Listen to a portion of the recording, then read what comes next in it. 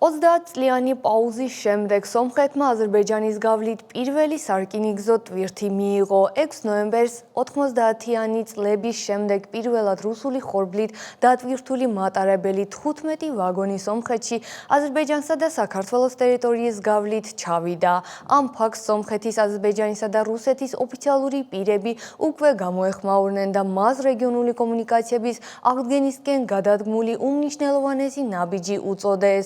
სომხეთის პრემიერ-მინისტრის აპარატის განცხადებით, აზერბაიჯანის მიერ ტვირთების გადაზიდვაზე შეზღუდვების მოხსნა მნიშვნელოვანია როგორც ეკონომიკური თანამშრომლობის, ასევე სამშვიდობო პროცესისათვის. პრემიერ-მინისტრის აპარატის განცხადებაში აღნიშნულია, რომ ეს არის ვაშინგტონში მიღწეული შეთანხმებების ერთ-ერთი პრაქტიკული განხორციელება, რაც ხელს უწყობს სომხეთსა და აზერბაიჯანს შორის დამყარებული მშვიდობის ინსტიტუციონალიზაციას. ერევანში მიიჩნევენ, რომ ეს ინიციატივა განსაკუთრებით მნიშვნელოვანია ურთიერთმდობის განმტკიცებისა და სამშვიდობო დღის წესრიგის წინ წაწევის კონტექსტში.